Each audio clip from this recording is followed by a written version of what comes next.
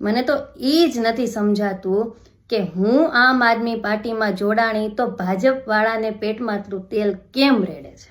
મેં કામરેજ મહિલા પોલીસ સ્ટેશનમાં મારા પતિ વિરુદ્ધ અરજી આપી હતી.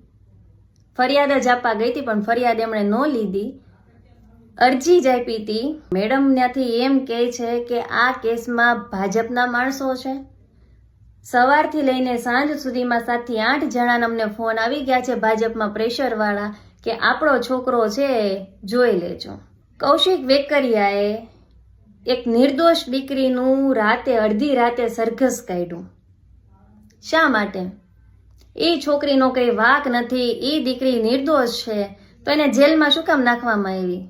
એ લોકોની સત્તા છે એટલે.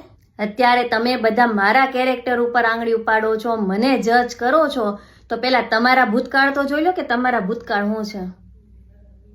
મને ભાજપના એક એવા તો નેતા બતાવો જે દૂધે ધોયેલા છે, જેના કોઈ ભૂતકાળ નથી, જેના કોઈ ઇતિહાસ નથી, જેણે એવા કોઈ કાંડ નથી કર્યા. સત્તાની દલાલી કરાય પણ એટલી ન કરાય કે ઘરમાં રહેતા વ્યક્તિને તકલીફ પડે, આમ જનતાને એટલી તકલીફ પડે.